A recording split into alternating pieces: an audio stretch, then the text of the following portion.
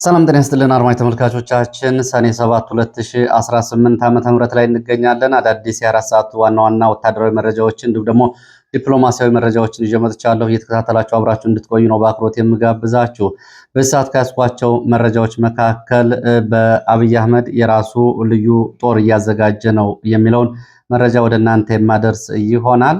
እንግዲህ ብዙዎቻችሁ አብይ አህመድ የጠቅላይ አዛዥ ስለሆነ ሁሉም አየር ኃይሉም ምድር ኃይሉም በሱ እጅ ነው፣ ምን የተለየ ጦር ይኖረዋል የሚል ጥያቄ ልታነሱ ትችላላችሁ። አብራችሁ ከቆያችሁ ግን መረጃውን የምትሰሙት ይሆናል። እንዲሁም ደግሞ በኢትዮጵያና ሱዳን ድንበር አካባቢ ውጊያዎች ተደርገዋል። ወደ ሱዳን ጥቁር አባይ ግዛት እንዲሁም በኢትዮጵያ በአሶሳ ግዛት ውጊያዎች ተደርገዋል። በትናንትናው ዕለት ዛሬው ዕለትም ውጊያዎች በዚያው አካባቢ ቀጥለዋል። በኢትዮጵያ ውስጥ የተደረገው ውጊያም ሆነ በሱዳን ውስጥ የተደረገው ውጊያ በአንድም ሆነ በሌላ መንገድ ተመሳሳይነት አለው። ተሳታፊዎቹም ፍላጎታቸውም በተመሳሳይ አሰላለፍ ውስጥ ያለ ነው። ይህንንም በዝርዝር መረጃ ወደ እናንተ አደርሳለሁ። አብራችሁ እንድትቆዩ በአክብሮት ጋብዛለሁ። በተለያዩ አካባቢዎች ያሉ የግንባር ዝርዝር መረጃዎችን እንዲሁም ደግሞ ሌሎች መረጃዎችን አሰናድቻለሁ። እስከ መጨረሻው እየተከታተላችሁ አብራችሁ እንድትቆዩ በአክብሮት ጋብዛለሁ። ሀሳብ አስተያየት ቢኖራችሁ ጥቆማ ዜና@gmail.com ላይ ልታደርሱኝ ትችላላችሁ። ብዙዎቻችሁ ሀሳብ አስተያየት ጥቆማዎችን እያደረሳችሁ ስለሆነ በእጅጉ አመሰግናለሁ። በወረኢሉ ወረዳ የአካባቢው የብልጽግና ባለስልጣናት በዘፈቀደ ወጣቶች ላይ እርምጃ ይወስዳሉ፣ ተኩሰው ይገድላሉ የሚለውን በተመለከተ በሰሞኑ እንደዚሁ በአካባቢው የብልጽግና ባለስልጣናት የተገደሉ ወጣቶችን በተመለከተ ስም ዝርዝር አድርሳችሁኛል። ከዚህ በፊትም ተመሳሳይ ክስተቶች እንደነበሩ እንግዲህ በሌሎቹ አካባቢዎች ሚሊሻ፣ ፖሊስ፣ ልዩ ኃይል ወይም ደግሞ ወታደር ነው ወጣቶችን የሚገድለው። በዚህ አካባቢ ግን የብልጽግና ባለስልጣናትም ጭምር ራሳቸው ይገድላሉ የሚል ጥቆማ ነው የመጣው። ይኸው ደርሶኛል፣ አመሰግናለሁ። ከተለያዩ አካባቢዎችም እንደዚሁ ጥቆማዎችን አድርሳችሁኛል። የሹፌሮች እንደዚሁ ጥቆማዎችን ልካችሁልኛል። ተመሳሳይ የሆነ አቋም ካልወሰድን እያለቅን ነው፣ ድምፃችን አልተሰማም። ማህበራቶቹ የሹፌሮች ማህበራትና የአሽከርካሪዎች ማህበራት ለኛ ትኩረት አልሰጡም፣ ጥቅማቸውን ነው እያሳደዱ ያሉት። ስለዚህ ህይወታችን ለማሰንበት ወጥ የሆነ አቋም መውሰድ አለብን። ይህንን ሁሉም ሹፌሮች ሊገነዘቡ ይገባል። አንዳንዶቹ እገዳዎችን በመጣስ አንዳንዶቹ የሚጠሩ ተመሳሳይ አቋሞችን በመቃወም በልዩ ልዩ መንገድ ተጋላጭ አድርገውናል ብለዋል። ይህንን በተመለከተ ሾፌሮች ህይወታቸውን ለመታደግ እና የራሳቸውን ህይወት ለማትረፍ ወጥ የሆነ አቋም ቢይዙ መልካም ነው ብለዋል። የሾፌሮች ተወካይ እየላከልኝ ጥቆማ ነው። አመሰግናለሁ። እንግዲህ ባለፉት 7 ዓመታት በኢትዮጵያ ውስጥ ግፍና ሰቆቃ ከደረሰባቸው የህብረተሰብ ክፍሎች በተለይ በዓለሞች መካከል ሾፌሮች፣ የከባድ መኪና አሽከርካሪዎች ይገኙበታል። ተሳፋሪዎችን ጨምሮ ታግተዋል፣ ተገድለዋል፣ አካላቸው ጎድሏል፣ እንዲሁም ደግሞ ደብዛቸው ጠፍቷል። ይሄ በሁሉም የኢትዮጵያ አቅጣጫዎች ነው ይሄ ሲፈጸምባቸው ቆየው። በዚህ ምክንያት ሾፌሮች ከፍተኛ ግፍና ሰቆቃ እያስተናገድን ስለሆነ ትኩረት እንዲሰጠው ጉዳያችን ወጥ አቋም ልንወስድ ይገባል የሚለውን እንደዚሁ ልካችኋል። ይኸው እኔም አስተላልፌያለሁ። ወደ መረጃዎች ነው የሚሄደው። ወደ መረጃዎች ሲሄድ የጅምላ አፈሳና እስራትን የተመለከተ ነው። በተለያዩ ከተሞች በተለይ በአማራ ክልል የጅምላ አፈሳና እስራት እየተደረገ ነው የሚገኘው። በአማራ ክልል በተለያዩ ከተሞች ባህር ዳር፣ ሞጣ፣ ግንደወይን፣ እብናት፣ ደብረታቦር፣ ወልዲያ፣ ቆቦን ጨምሮ በተለያዩ አካባቢዎች ወጣቶች እየታፈሱ እንደሆነ የመረጃ ምንጮች ገልጸዋል። በጫማ ማሳመር ስራ ወይም ደግሞ የሊስትሮ ስራ ላይ የተሰማሩ ወጣቶች እንዲሁም ደግሞ በጉልበት ስራ የተሰማሩ ወጣቶች፣ የባጃጅ አሽከርካሪዎችና የባጃጅ ተራ አስከባሪ ወጣቶች ጨምሮ በግንባታና በጉልበት ስራ ላይ የተሰማሩ ወጣቶች፣ የቀን ሰራተኞች እየታፈሱ እየተወሰዱ ነው ያሉት ብሏል። ከነዚህ ከተሞች መረጃውን ያደረሱ የመረጃ ምንጮች እነዚህ የመረጃ ምንጮች እንደሚሉት ወጣቶቹ ለምን እንደታፈሱ እስካሁን ግልጽ የሆነ ነገር የለም። ሆኖም ግን በአንድም የፋኖ ደጋፊ ናቸው በሚል ወደ ካምፖች ወስዶ ማሰቃየት ለመፈጸም ሊሆን ይችላል። ሁለትም ደግሞ ለወታደራዊ ግዳጅ ተፈልገው ሊሆን ይችላል። ለማንኛውም በእነዚህ አካባቢዎች አፈሳዎች መደረጋቸውን ባለፉት ቀናት የመረጃ ምንጮች ገልጸዋል። እገታን መለከተ ነው። በትላንትናው ዕለት በተለያዩ አካባቢዎች እገታዎች ተፈጽመዋል። አንደኛው በአርሲ ነው። በምስራቅ አርሲ ወደ 50 የሚጠጉ መንገደኞችን አሳፍሮ ከመርቲ ወደ አቦምሳ ይጓዝ የነበረ አሰኮ ተብሎ ወደሚጠራው አካባቢ ይጓዝ የነበረ አውቶቡስ ጋዶ ተብሎ በሚጠራ ስፍራ ፊታቸውን በተሸፈኑ ታጣቂዎች ተሳፋሪዎች ታግተው ተወስደዋል። እስካሁን ያሉበት ሁኔታ በውል አልታወቀም። ይሄ የሆነው ደግሞ በአካባቢው የኬላ ጥበቃ በሚያደርጉ የጸጥታ ኃይሎች አቅራቢያ ነው እገታው የተፈጸመው። ይሄ ጉዳዩን እንግዲህ ማን ፈጸመው የሚለውን ተደጋጋሚ የሚያሳይ እንደሆነ የተገለጸው።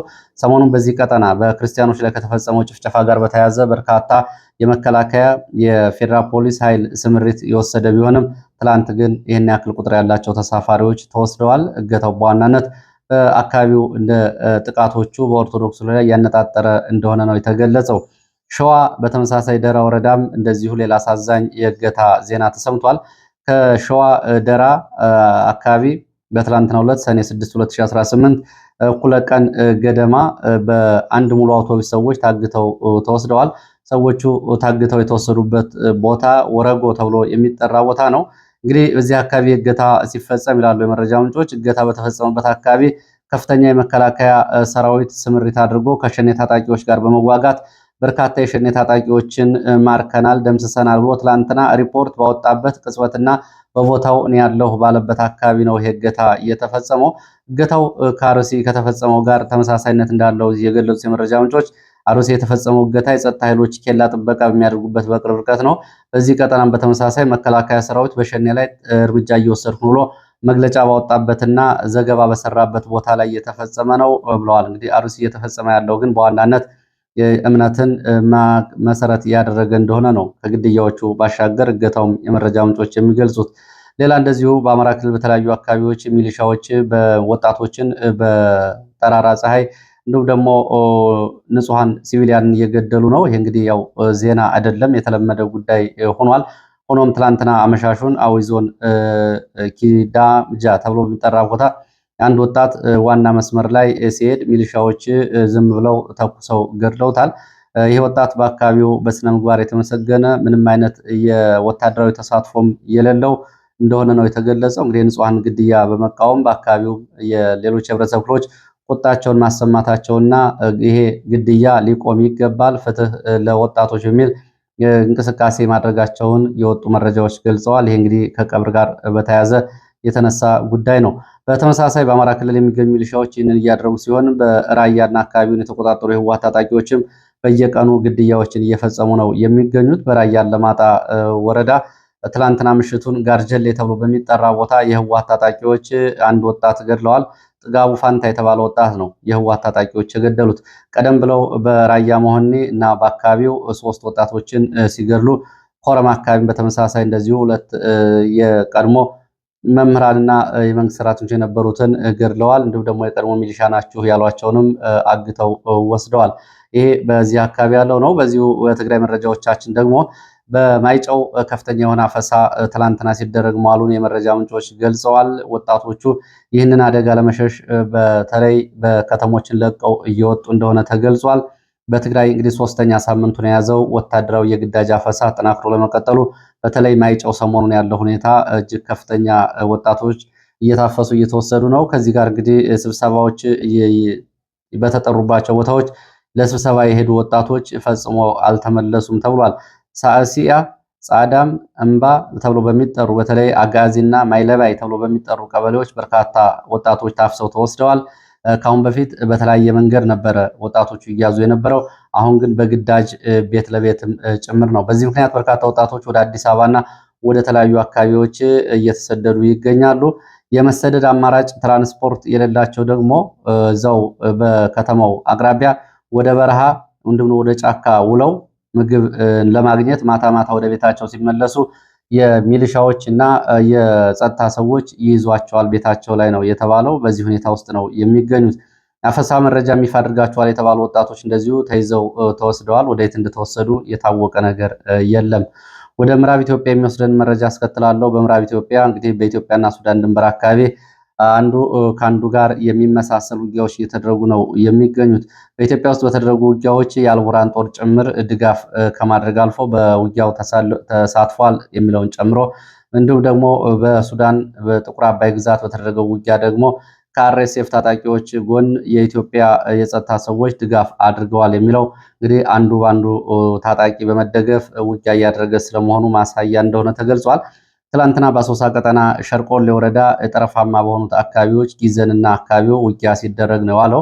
ከጊዘን ባሻገር ገመድ ተብላ በምትጠራ ቀበሌም እንደዚሁ ከባድ ውጊያ ተደርጓል። በዚህ ውጊያ የደረሰው ጉዳት በውል አልታወቀም ብለዋል የዓይን እማኞች። ይህንን በተመለከተ በዚህ ቀጠና ከፍተኛ ትርምስ አለ። የፖሊስ ከክልሉ ፖሊስ ከክልሉ አድማ በተለያየ ምክንያት ያኮረፉ ኃይሎች ከቤኒሻንጉል ክልል ማለት ነው የቤኒሻንጉል ነፃነት ንቅናቄ ተብሎ የሚጠራውን ኃይል እየተቀላቀሉ ነው በብዛት የሚገኙት።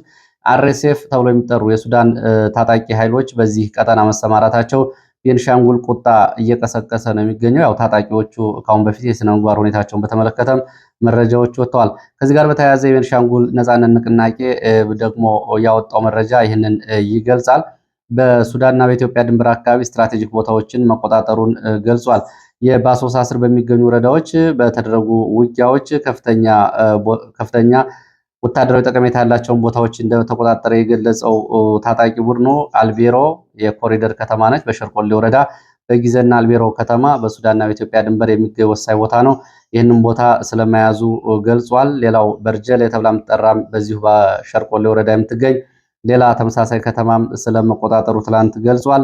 በዚህ አካባቢ በአልቤሮ አካባቢ ተጨማሪ ኃይል ወደ አካባቢ ሲንቀሳቀስም የደፈጣና የግንባር ውጊያ ተደርጓል። መንጌና ሸርቆሌ ተብለው ከሚጠሩ ወረዳዎች አካባቢ ወደ አካባቢ ተንቀሳቀሰ። የቤንሻንጉል ታጣቂዎች እንደዚሁ በአካባቢው እንቅስቃሴ ገደቦችንም አስተላልፈዋል። በዚህ አካባቢ ውጊያዎች እየቀጠሉ ስለሆነ ንጹሐንና ከመንግስት ጋር ግንኙነት የሌላቸው ሰዎች እንቅስቃሴ ገደብ እንዳደርጉ ጥሪ አስተላልፈዋል። በዚህ የትራንስፖርት ኮምሻን መንጌን ሸርቆሌን የሚያገናኙ አውራ መንገዶችና በዚህ ቀጠና እንቅስቃሴ እንዳያደርጉ ጥሪ አስተላልፈዋል። በሸርቆሌ ከተማ በፓትሮል ላይ እንደዚሁ ጥቃት ተፈጽሞ የጉዳት ደርሷል በሁለት ተሽከርካሪዎች ላይ። ከዚህ ጋር በተያያዘ አርኤስኤፍ ታጣቂዎችም እንደዚሁ ከአካባቢው የክልሉ ልዩ ኃይል የቤንሻንጉል እንዲሁም ደግሞ የሚኒሻ ኃይል ጋር በመሆን በእነዚህ ታጣቂዎች ላይ ውጊያ ስለመክፈታቸው የቤንሻንጉል ነጻነት ንቅናቄ ታጣቂዎች ይገልጻሉ። በዚህ ቀጠና እንግዲህ በአሶሳ በኩል ባለው ውጊያ የአርኤስኤፍ ታጣቂዎችም በሸርቆሌ በመንጊ ቀጠናዎች እና እስከ ኩርሙክ ድረስ ስምሪት ወስደው ይገኛሉ። በዚህ በቤንሻንጉል ጉሙዝ ክልል ደግሞ የክልሉ ባወጣው መረጃ በዚህ በነበረው ውጊያ አምኖ ውጊያ ነበረ፣ ግን አጸፋ እርምጃ ወስደን ጸረ ተሽከርካሪ ፈንጅ፣ አርፒጂ፣ ቅንቡላዎችን፣ የብሬን ጥይት፣ የክላሽ ጥይት፣ የብሬን ካዝናዎችን፣ የብሬን ሸንሸል እና ሌሎችን ወታደራዊ ቦምብ፣ ሞርተር እና ሌሎችን ቁሳቁሶች ማርኪያለሁ ብሏል። የቤንሻንጉል ክልል የክላሽንኮፎችንም በተመለከተ ይህንን ብሏል። በዚህ ግንባር በውጊያው የአልቡራን ጦር፣ የህወሓት ታጣቂዎች እንዲሁም ደግሞ የቤንሻንጉል ነጻነት ንቅናቄዎች በጋራ ስለመሳተፋቸው ቤንሻንጉል ክልል ሲገልጽ፣ በአንጻሩ የቤንሻንጉል ነጻነት ንቅናቄ ታጣቂዎች ደግሞ ከኛ ጀርባ ማንም የለም እኛ ብቻ ነን እየተዋጋን ያለ ነው ሲሉ የውጊያ ሁኔታውን የውጊያ ተሳትፎና የውጊያ ትብብርና አጋርነቶችን በተመለከተ ይህንን ምላሽ ሰጥተዋል። ይህ በእንዲህ እንዳለ ደግሞ የሱዳን ጦር በዚሁ ቀጠና በሱዳን እና በኢትዮጵያ ድንበር የሱዳን 4ኛ እግረኛ ክፍለ ጦር በተለይ 13ኛው ብርጌድ በጥቁር አባይ ክልል በምትገኘው ስትራቴጂካዊ ከተማ አሙሪ የአርኤስኤፍ እና ኤስፒኤልኤም ታጣቂዎች ትላንትና የከፈቱትን ከባድ ማጥቃት መመከቱን የሱዳን ጦር ገልጿል። ጥቃቱ የተሰነዘረው በአርኤስኤፍ እና በእነሱ ተባባሪ አብዱልአዚዝ አልሃሉ በሚመራው የሱዳን ህዝብ ነጻነት ንቅናቄ ሰሜን ተብሎ በሚጠራው በሁለቱ ጥምረት የነበረ ቢሆንም ይህንን አክሽፈናል ብሏል። የአማጺው አዛዥ ጆሴፍ ቱካ ወደኋላ ተመልሷል ብሏል የሱዳን ጦር። ይህንን ስትራቴጂካዊ የጥቃት በአንድ ወር ለ4ኛ ጊዜ አርኤስኤፍ የሞከረው እንደሆነ የገለጸው የሱዳን 4ኛው ክፍለ ጦር 13ኛ ብርጌድ ይህንን አካባቢ መልሶ ለመቆጣጠር ያደረገውን ጥረት አክሽፈናል ብለዋል። ቀጥለን ጊሳና አካባቢውን ለመያዝ ወሳኝ ዘመቻዎችን እናደርጋለን ያለው የሱዳን ጦር ይህ ጥቃት ባለፈው ወር መጋቢት ከተፈጸሙ ጥቃቶች ብርቱ ውጊያ ነው። ከኩርሙክና ከአካባቢው ከተደረጉ ውጊያዎች የከፋ ጉዳት ያስተናገደ ወታደራዊ ዘመቻ እንደነበረም የሱዳን ጦር አልደበቀም። የሱዳን ጦር ኤስፒኤልኤም እና አርኤስኤፍን እነዚህን ወደኋላ እንዲያፈገፍጉ ከፍተኛ ሰብአዊ፣ ቁሳዊ፣ ወታደራዊ ኪሳራ እንዲደርስባቸው፣ በርካታ የጦር ተሽከርካሪዎች እንዲወድሙባቸው፣ ጥይቶቻቸውን፣ ታጣቂዎቻቸውን እንዲያጡና እንዲማረኩ አድርጌያለሁ ብሏል። የሱዳን መከላከያ ሰራዊት የአርኤስኤፍ እና አጋሮቹ ጊሳን ተብላ የምትጠራ ከተማ ለመያዝ የሚያደርጉትን ግስጋሴ በምስራቁ ቀጠና በኩል በማስጠበቅ ግዳጅን እየተወጣው ነው፣ ወደ ኢትዮጵያ ድንበሮችም እየገሰገስኩ ነው ብሏል። ትላንትና እንግዲህ በነበረው መረጃ እንዳደረስኳችሁ በዚህ አካባቢ በአየር ጭምር የታገዘ ውጊያ ነው እየተደረገ ያለው። ወደ ኢትዮጵያ ድንበር በሶስት አቅጣጫ ወደ ኩርሙክ የሱዳን ጦር እየተጠጋ ሲሆን አርኤስኤፍ ደግሞ ከዚህ በተገለጸው ልክ ይህችን ወሳኝ ከተማን በተለይ የአሙሪ ተብላ የምትጠራውን ቦታ ለመቆጣጠር ለአራተኛ ጊዜ መጠነ ሰፊ ውጊያ ማድረጉ ነው የተገለጸው። ይህ ውጊያ አርኤስኤፍ ከኢትዮጵያ መሬት እየተነሳ እንዲሁም ደግሞ በአካባቢው ላይ አካባቢውን ከሚያውቁ የኢትዮጵያ የጦር ወታደሮች ድጋፍ እየተደረገለት እንደሆነ ነው የሱዳን ጦር እየገለጸ ያለው። እንግዲህ አንዱ በአንዱ ላይ ይህንን እያሰማ ቀጥሏል። ወደ ወለጋ የሚወስደን መረጃ አስከትላለሁ። በእርግጥ ይሄ ቀጠናውም ያው በቅርብ ርቀት የሚገኘው የወለጋና የአካባቢ ቀጠና ነው። በተለያዩ አብነት ትምህርት ቤቶች በአማራ ክልል ታፍሰው የተወሰዱ የቆሎ ተማሪዎች የግዳጅ ወታደራዊ አገልግሎት እንዲሰጡ በመደረጋቸው ከፍተኛ ጉዳት ደርሶባቸዋል በውጊያ የሚል መረጃ ከወለጋ ወጥቷል።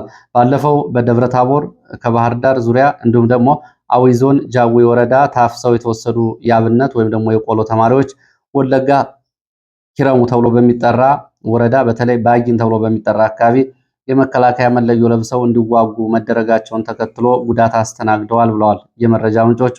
ይህንን ተከትሎ በአካባቢው በተደረጉ ተከታታይ ከባድ ውጊያዎች ጉዳት ደርሶባቸዋል። እነዚህ የቀድሞ ቆሎ ተማሪዎች አሁን የመከላከያ ዩኒፎርም ለብሰው የሚዋጉ ተማሪዎች ባለፈው ሳምንት ጉዳት ደረሰባቸው የገለጹት የመረጃ ምንጮች የቆሎ ተማሪዎቹ በቂ ስልጠና ያልወሰዱ እድሜያቸው ለአቅመ ውትድርና ያልደረሰ በመሆናቸውና መለዮ ብቻ ለብሰው ወደ ውጊያ ቀጠና እንዲገቡ በመደረጋቸው ይህንን ከባድ ጉዳት አስተናግደዋል ብለዋል። ይህ ግልጽ የሆነ የህፃናትን አስገድዶ ለወታደራዊ አገልግሎት ወይም ደግሞ ግዳጅ መዋል ግልጽ የሆነ ዓለም አቀፍ የጦር ወንጀል ነው የሚሉት የመረጃ ምንጮች ከነዚህ መካከል 8ቱ በአካል አውቃቸዋለሁ እድሜያቸው ከ14 ዓመት አይበልጥም ሲሉ የመረጃ ምንጩ ይህንን አክለው ገልጸዋል። እንግዲህ በዚህ ኪረም ወረዳ ባጊን ተብሎ በሚጠራ አካባቢ አሁንም ቀሪዎቹ ከውጊያ ጉዳት የተረፉት አሁንም በመከላከያ ስር ግዳጅ ይዘው እየተዋጉ ነው የሚገኙ ተብሏል። እንግዲህ ግልጽ የሆነ ህፃናትን ለወታደራዊ አገልግሎት መጠቀም ነው። ካሁን በፊት መንግስት አፈሳዎችን ሲያደርግ ህፃናትን ለጦር የእድሜያቸው ያልደረሱ ታዳጊዎችን እየመለመለ ነው የሚሉ መረጃዎች ወጥተው ነበር። አሁን ደግሞ ከእምነት ተቋማት ጭምር የታፈሱ ወጣቶች በዚህ መንገድ ውጊያ ላይ መግባታቸው እድሜያቸው ሳይደርስ በቂ ስልጠና ሳይወስዱ ለከባድ ጉዳት መዳረጋቸው ተገልጿል። ሌላው ከዚሁ ጋር የተያያዘ ወታደራዊ መረጃ ነው። አብይ አህመድ የራሱ ልዩ የሚባል ጦር እያደራጀ ነው ብለዋል። አብይ አህመድ በቀጥታ የሚቆጣጠረው በፈረንሳይ ወታደራዊ አሰልጣኞች፣ በእስራኤል ልዩ ኮማንዶዎች እንዲሁም ደግሞ በደቡብ ኮሪያ ወታደራዊ ባለሙያዎች ልዩ ስልጠና የሚሰጠው ኃይል በተከታታይ እየተዘጋጀ እንደሆነ መረጃ ምንጮቹ ገልጸዋል። ይህ ኃይል የልዩ ኃይል ዘመቻዎች ተብሎ የሚጠራ ሲሆን አብይ አህመድ ለየትኛውም ኦፕሬሽን የስልጣን መዋቅሩን እንዲሁም ደግሞ የተለያዩ ግዳጆችን እንዲፈጽም ለራሱ እያደራጀው ያለው ኃይል እንደሆነ የገለጹት ወታደራዊ መረጃ ምንጮች በዚህ ሰዓት ልዩ ትጥቅ፣ ልዩ ስልጠና እንዲሁም ደግሞ ልዩ ድጋፍ እየተደረገለት ያለ ብቸኛ የአብይ አህመድ ጦር ነው ብለዋል። እንግዲህ ከእግረኛም ከአየር ኃይሉም ከልዩ ኮማንዶም ከኤሊት ፎርሱም በተለየ ሁኔታ ይሄ ልዩ ትኩረት የሰጠው እንደሆነ የተገለጸው ይህን ኃይል አብይ አህመድ በቀጥታ የሚቆጣጠረው ለተለያዩ የሀገር ውስጥና የውጭ ሀገር ኦፕሬሽኖች እያዘጋጀው እንደሆነ ሲገለጽ እንደ መረጃ ምንጮች ከሆነ ይህ አደረጃጀት ከኢራን እስላማዊ አብዮት ዘብ ተብሎ ከሚጠራው ኃይል ጋር የራሱ ኦቲቪ የሆነ የአደረጃጀት ባህሪ እንዳለው ነው የሚገለጸው። እንግዲህ ይሄ በዋናነት ለስልጣን ያሰጋል የሚለውን የትኛውንም ኃይል ሊቆጣጠርበት ያሰበው ኃይል እንደሆነ ተገልጿል። ከዚህ ቀደም ነበረ ይሄ የልዩ ኃይሎች የሚባለው በጃንሆይ ጊዜም በደርግ ጊዜም ነበረ። አሁን ግን በልዩ ሁኔታ ነው እየተደራጀ ያለው የሚሉት የመረጃ ምንጮች ሪፐብሊካን ጋርድ፣ ኤሊት ፎርስ እንዲሁም ደግሞ የተለያዩ ኮማንዶዎች እያሰለጠነ የነበረ ቢሆንም አሁን በዋና ትኩረት በዚህ ልዩ ዘመቻ ተብሎ በሚጠራው ኃይል ላይ ከፍተኛ ወታደራዊ ኢንቨስትመንት እየተደረገበት ነው። ይህ ኃይል በተለያየ ደረጃ ልዩ ትጥቅ፣ በልዩ ስልጠና እንዲሁም ደግሞ በልዩ ወታደራዊ ስምሪት በልዩ ሁኔታ በአብይ አህመድ ልዩ ድጋፍ የሚደረግለት እንደሆነ የሚገልጹት የመረጃ ምንጮች የአብይ አህመድ ይህን የተለየ ወታደራዊ አደረጃጀት በተለይ በዋናነት ያደራጀ ያለው የስልጣን መንበሩን ለመጠበቅ አልሞ እንደሆነ እና በሌሎቹ የሲቪልና ወታደራዊ የደህንነት ተቋማት ላይ ያለው ጥርጣሬ እያደገ ስለመጣ ነው ብለዋል። አደረጃጀት ሞዴሉ ከኢራን አብዮታዊ ዘብ ጋር በቀጥታ ይመሳሰላል። ከዚህ ጋር በተያያዘ አብይ አህመድ በርካታ ዓመታትን ስልጣን ላይ ለመቆየት ያለውን ልዩ ፍላጎት ያሳያል ተብሏል።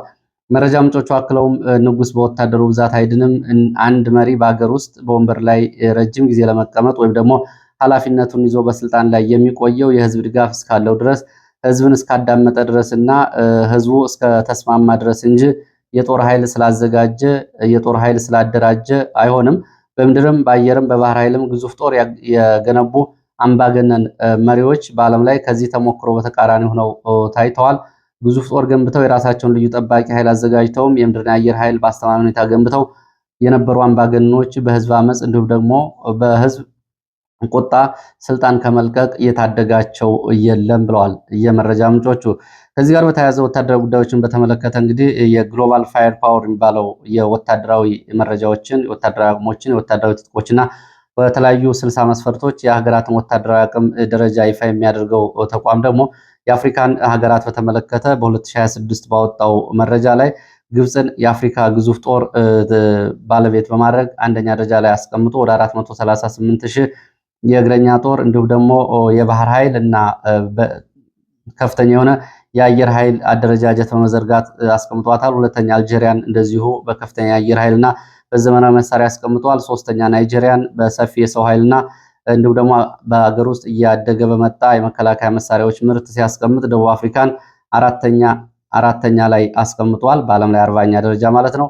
ኢትዮጵያን ከዓለም 47ኛ ከአፍሪካ ደግሞ 5ኛ ደረጃ ላይ አስቀምጦ 503 ሺህ እግረኛ ሰራዊት እንዳለ ይህንን ገልጿል። እዛ ሞሮኮ፣ አንጎላ፣ ኮንጎ፣ ሱዳን ይከተላሉ። ግብፅና አልጄሪያ ይህንን ወታደራዊ ደረጃ የያዙት በተለይ በዘመናዊ ጦር መሳሪያዎች በታንኮችና በአየር ኃይል በሚያደርጉት ከፍተኛ መዋለ ንዋይ ሲሆን ናይጄሪያ እና ኢትዮጵያ ደግሞ ከሰሃራ በታች ግዙፍ የሆነ የሰው ኃይል በመመልመልና ተከታታይ ውጊያ ማድረግ እንደሆነ የተገለጸው። እንግዲህ ከላይ እንደገለጽኩላችሁ አሁን በዚህ ቁጥር ውስጥ ያሉት እነዚህ የአብነት ተማሪዎች ጭምር ናቸው ማለት ነው። እንግዲህ ያው ይሄም ግልጽ ያልሆነ ዝም ብሎ ቁጥር የተወሰደበት ግን ህፃናትም ጭምር የተካተቱበት ሪፖርት ነው ሆኖ የሚገኘው። ወደ ሌሎች መረጃዎች እሄዳለሁ። ወደ ሱዳን የሚወስደን መረጃ ሳስከትል በሱዳን አልጁናይ ተብሎ በሚጠራ ቦታ ሁለቱን ዋና የዋዲና ካጃ ተብሎ የሚጠሩ አካባቢዎችን የሚያገናኘው ድልድይ በድሮን እና በአየር ጥቃት ከጥቅም ውጭ ሆኗል። ይሄ ከጥቅም ውጭ መሆኑን ተከትሎ ከቻድ የሚመጣው ለአርኤስኤፍ የሚመጣው ወታደራዊ ድጋፍ አቅርቦት እንዲቋረጥ አድርጎታል ነው የሚሉት ከሱዳን የወጡ መረጃዎች። ይሄ ለአልቡርሃን ጦር ከፍተኛ ረፍት የሚሰጥ ነው። ከቻድ በኩል ይቀርብ የነበረው የአርኤስኤፍ ወታደራዊ ሎጂስቲክ በዚህ ድልድይ መሰበር ምክንያት ተቋርጧል ተብሏል። መጀመሪያ ድልድዩ በግጭቱ መጀመሪያ አካባቢ ወደመ ቢሆንም ሁለተኛ መሸጋገሪያ ተሰርቶለት አሁን እስከ ባለፈው ሳምንት ድረስ የሱዳን ጦር በሰነዘረው ጥቃት እስኪወድም ድረስ አርኤስኤፍ ከፍተኛ የጦር መሳሪያ ማስገቢያ፣ የሎጂስቲክ ማስገቢያ እንዲሁም ደግሞ በዳርፉር እና በኮርዶፋን ያለውን ወርቅ ወደ ቻድ ወደ አረብ ኤሚሬትስ ለማጓጓዝ የሚጠቀምበት ሁነኛ መስመር እንደነበር መረጃው ገልጿል። ሌላው የአፍሪካ ቀንድ የጦር መሳሪያ ዝውውሮችን ባጭሩ ስንመለከት ባለፉት 3 ቀናት በተለያዩ ቀጠናዎች በምስራቅ አፍሪካ ሀገራት የጦር መሳሪያ በአውሮፕላን ዝውውርና እንቅስቃሴ ሲመለከት የግብፅ የጭነት አውሮፕላን ስካይ ቪዥን የተባለ አውሮፕላን በአቡዳቢ አየር ማረፊያ ወደ ኬንያ የጦር መሳሪያ ማጓጓዙን የወጡ መረጃዎች ይገልጻሉ። በተመሳሳይ እንደዚሁ አቪያኮ ዚቶትራንስ ተብሎ የሚጠራም የጭነት አውሮፕላን በምዝገባ ቁጥር መለያ የጎኑ በዜድአር 6903 የተመዘገበ ከቱርክ ወደ ፖርት ሱዳን የጦር መሳሪያ ማስገባቱ ታውቋል። እንዲሁም ከተባበሩት አረብ ኤሚሬትስ የተነሱ አውሮፕላኖች ወደ ግብፅ እንዲሁም ደግሞ ወደ ሊቢያ ቤንጋዚ የጦር መሳሪያዎችን አጓጉዘዋል። እንዲሁም ደግሞ ከአረብ ኤሚሬትስ እንደዚሁ የተነሱ አውሮፕላኖች ወደ ፖርት ሱዳን፣ ወደ ኢትዮጵያ፣ ወደ ቻድ የጦር መሳሪያዎችን ማጓጓዛቸው ተገልጿል። ከሳውዲ አረቢያ የተነሱ የጦር አውሮፕላኖችም እንደዚሁ የጦር መሳሪያ ጭነው ወደ ፖርት ሱዳን ማምራታቸው ታውቋል። ከጅዳ ዋና መነሻቸውን አድርገው የሳተላይት ምስሎች እንደሚያሳዩት በቻድ የሚገኘው የጃሜና አውሮፕላን ማረፊያ ወታደራዊ መቆጣጠሪያ ጣቢያዎች በጭነት አውሮፕላኖች፣ በወታደራዊ ቁሳቁሶች በጫኑ ጭነት አውሮፕላኖች ተሞልቶ ታይቷል። በዋናነት መነሻቸውን ከአረብ ኤሚሬትስ፣ ከኢትዮጵያ እንዲሁም ደግሞ ከሶማሌ ቦሳሶ ያደረጉ የጭነት አውሮፕላኖች ናቸው የጦር መሳሪያዎችን በቻድ የሚያራግፉት።